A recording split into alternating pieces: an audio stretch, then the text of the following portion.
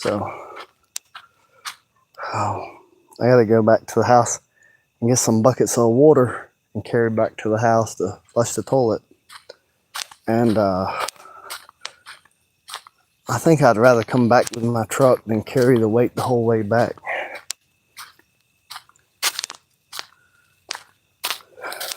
So, but you know, I have other black friends. You know, Tamaz, he was saying that the reason the police watch them more is they're normally the ones committing the crimes. And I had other black people tell me that the reason they liked hanging out with white people is we had a lot of interesting conversations. We talked about a wide range of subjects.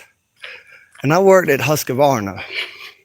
And when I worked at Husqvarna, a lot of the black people at Husqvarna, this isn't all black people in the world, this is just the ones working in McRae, Georgia.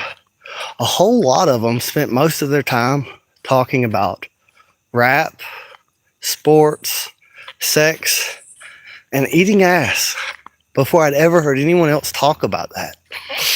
And white people talked about politics, science, history, philosophy, but a lot of times just worked in silence. And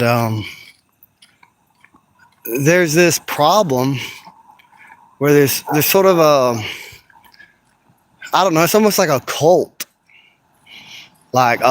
of blackness, where, and I don't know if it's everywhere, but it most certainly exists in the South, where there's like this cult of blackness where it's not really, whoa, that car that just drove by me, dang, that smells strong of weed. I quit smoking though. But anyway, if a black person becomes really educated, if a black person begins to be successful, they're accused of not being black or trying to be like white people. You know, you notice how there's so many more different, like, white people. There's the goths and the skaters and the preps and the country people, and there's so many different black people. There's more of a monolith. It's like they've all got to be the same, and there's like social pressure coming from black people on the individual black person to conform, almost like the Borg or something. It's like you know, you ain't black if you don't act like all the rest of the group, if you don't speak like everybody else, if you don't think like everybody else, if you don't do like everybody else. And I think this is really what's keeping black people down way more. There's a lot of black people wanting to escape accountability. They want to pretend they're a victim and not take responsibility for their own life choices. And anytime a black person takes personal accountability, they become successful. And the other black people become jealous. And they don't realize that taking personal responsibility for your life is key to being successful. And that's not what the Borg is doing. The Black Borg, you know, the Black Collective, is blaming everything under the sun on white people. It's all because of white people. And white people really are not keeping black people down. White people are not actively trying to keep black people down. A matter of fact, it would be in the best interest of black people and white people for black people to do better. I want black people to be more successful. I want black people to be more educated. I want black people to abort less of their own babies.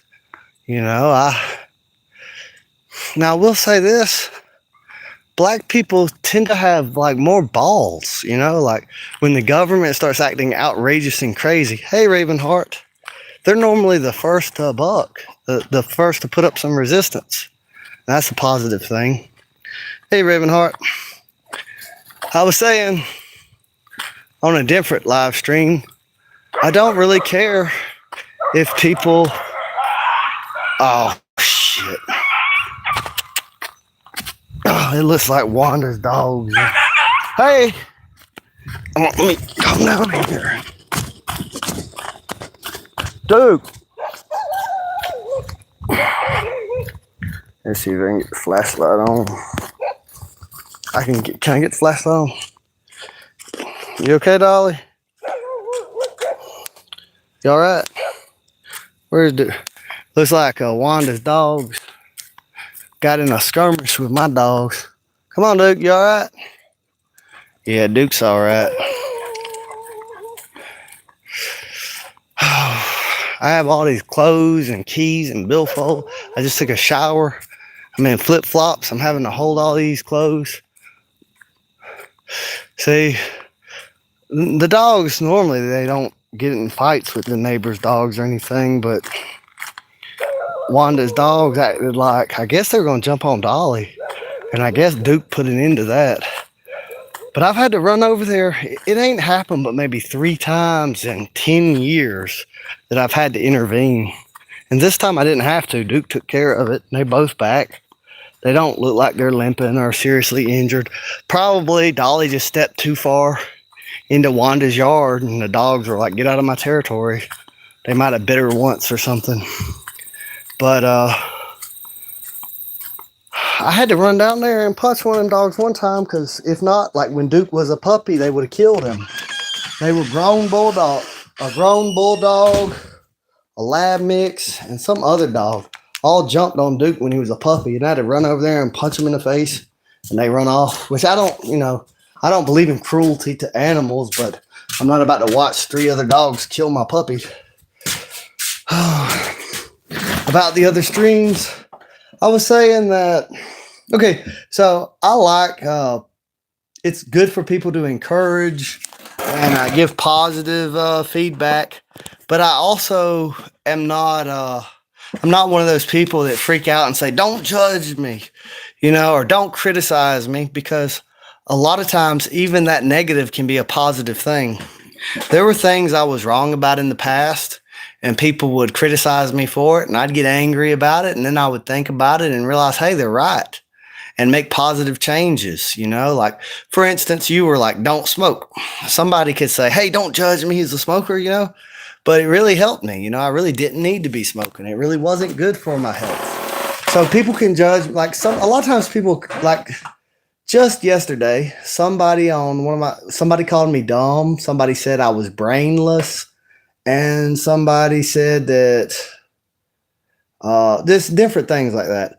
But it really didn't get to me that much, because if you look at my comments and their comments, what they're saying doesn't even make any sense. They're contradicting their own self. And I knew what I was talking about. Now, sometimes I'm wrong. But a lot of times, and I have my own biases and everything else. But I expect people to judge me and to criticize me, because I do the same thing. I have opinions. I have very unpopular opinions, some of my opinions. And so it's okay.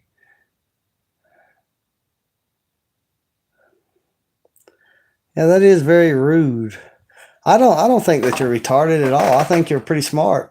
And I think that you're I don't have TikTok, so I don't know anything. I don't know about TikTok, but your YouTube channel, a lot of people like it, and I think it's a positive. It's entertaining. It's but sometimes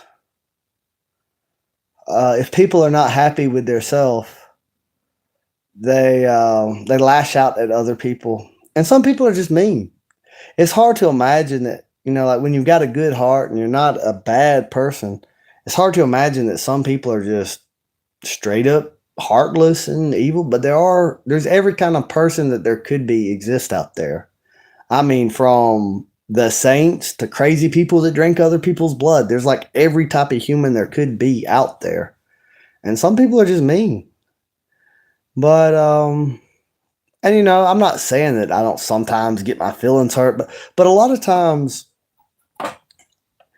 like if my dad was to call me retarded, that would hurt my feelings more than if some random person said it, like my friend Kyle Massey, he has a friend, Graham, who I suppose is my friend. He's friends with Jacob and Kyle, but he's not like really like a close friend of mine. We don't really ever hang out or anything. But he called me a gay autistic retard because of my views about the Bolshevik revolution. And then that was back, I think, in 2015, maybe 2016. And here we are in 2025, and he agrees with me. He didn't then. And I told Brittany, Brittany thought he had said it recently, which he hadn't. But I told Brittany about him saying it, and she got so angry at him. She still to this day does not like him because she knows that he called me those names. She's very mad at him. But at the time, it didn't really bother me because I knew, one, all he was going to do is call me names. He wasn't going to fight me or anything. And he was just going to call me some names. And I knew that I knew what I was talking about. And so I didn't really let it get to me. And it's weird how sometimes I will let things, sometimes things get to me a lot. And I don't know why sometimes it does and sometimes it don't. But normally, if it's coming from a friend or someone really close to me, it will hurt a lot more than a stranger. I just kind of I don't really like one time I took my sister to the Chinese restaurant, and I don't remember what I was wearing. I think I was just wearing a plain t-shirt and blue jeans or something. And she said, "You're gonna wear that?" People she's like, "What if," she's like asking me about, didn't I care about what people would think about the way I was dressed? And I was like, I'm not even going to remember these people. Like, just like these random people, like, you know, at Walmart or people you see. So I don't really care too much about their opinion because it doesn't really affect my life that much. That doesn't hurt you with a word face. Doesn't hurt me. It hurts my people. Or, yeah, it bothers me a little bit, because it's like, it does bother, that's the same thing with me. Like, right, like, I, you know, if somebody says something hateful towards Brittany, I'll get way more mad than if they said about me. And and I'm also, I don't want your feelings to be hurt, Ravenheart. But I don't know.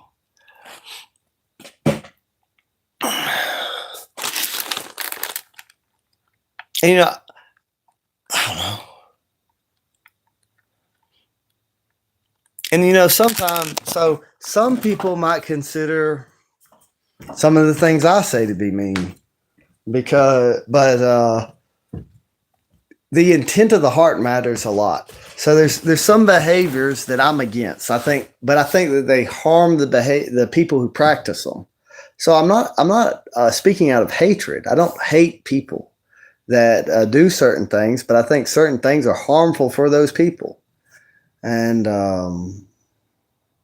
but also like I'm a firm believer in personal responsibility, and I believe people have agency. People are in control of their choices, and some people act like they're not in control of their choices, and I totally reject that idea of that. And then some people think because I'm against the welfare state that I just want people to be in poverty, but I actually think the welfare state causes poverty because I think everybody works off of incentives, positive or negative. Rewards or punishments motivate people. So if you change the rewards and the punishments, you change the motivations and the incentives. And so a lot of times the government tries to help. They're saying, well, these people are poor. Let's give them free money for nothing. And they're intending to just try to raise them out of poverty. But what they do is they kill the incentives to be successful. They, if you can have a full belly and never work a day of your life, you're not going to be very motivated to go get a job. And so a lot of times the government policies have the opposite of the intended result. Now, if you have free will charity, I believe in charity. When you give to charity, people recognize that someone give them charity, and someone feels good about giving charity. Someone realizes that someone has done something for them. But when the government just forcibly takes money from one people and gives money to another, the people receiving the money don't realize that it's been taken from someone. They feel like it just fell out of the air, that it was free, that it just come from the government. I hold in all anger because I have a fear of hurting people. I can't watch someone. That's good. I think probably you have more empathy than I do. I do have empathy, but when I think, I guess I should be a little more cautious about not wanting to hurt people. It's complicated because see sometimes what will hurt someone's feelings in the short term will help them in the long term. And so, I don't want to bully people. I don't want to make, I don't want to, but also, I don't think delusions help anyone. I don't think, I think that the truth a lot of times will hurt people in the short term, but help people in the long term. But I also don't believe in trying to help people that don't want to be helped. I've learned the hard way. It's a, like DJ, he was homeless, right? Brittany's mama took him. Well, first, um, Bonnie let him stay at her house. He robbed her and left. So then she told everybody, she's like, don't let him, he's homeless or whatever, but don't let him in your house. He'll rob you, right? Well, Brittany's mama felt sorry for him because he was homeless. She let him stay at her house. He robbed her. And, and then Tracy, they warned Tracy. They said, don't let him stay at your house. He'll rob you. And he let him stay at his house and he robbed Tracy. And then Tracy's like, I didn't think he would rob me because I was helping him because he was homeless. But he done it to 3 people. So there's some people you just can't help. And then some people don't want the truth. So someone's just absolutely rejecting what you have to say.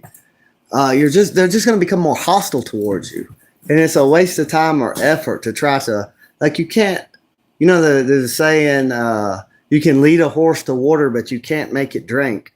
Which, let me tell you a secret. If you put some salt in the horse's mouth, he'll drink the water.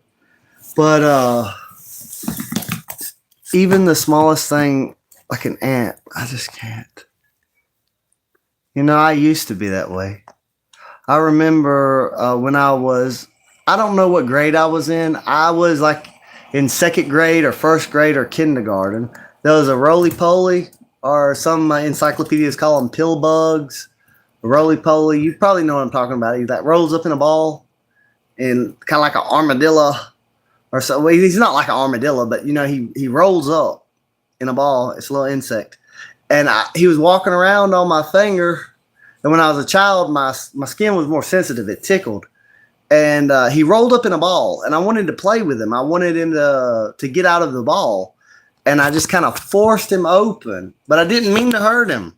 And it tore him, and he died. And I cried about it. I felt so bad because I had a lot of empathy for this roly-poly, and I just felt terrible about it.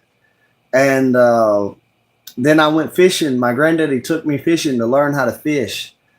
And I was like 6 years old. And he told me to put the cricket on the hook. And I didn't want to put the cricket on the hook because I felt bad for the cricket. I didn't want to hurt the cricket. And my granddaddy was just disgusted with me. He was like, we got to eat. Basically he was like, fuck that cricket. Put that cricket on that hook. And so, and I did. My granddaddy told me to. And then after doing it over and over again, you lose your sensitivity. You start to be able to just turn it off. And but I mean, at the same time, my granddaddy had empathy for his family. He knew his family needed food. And we didn't have a lot of money. We ate fish about 2 times a week. If we didn't fish and eat, we'd be in a mess unless we just wanted to eat nothing but corn, squash, and beans. But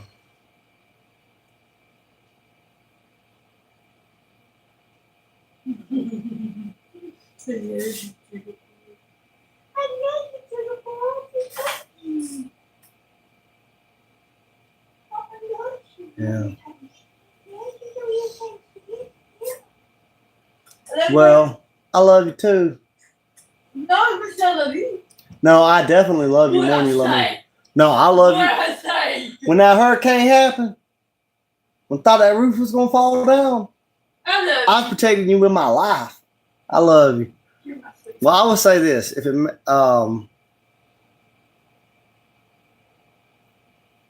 They might have said bad things about you, but I think it's none of it's true. I don't think you're retarded at all. I think that's really inaccurate. That's not the case at all. Ravenheart, Hey, retarded. I know, Nobody's retarded. but I hope you have a good night. I'm gonna go get some water to flush the toilet. Baby, Well, that's what I'm gonna do. Jesus Christ.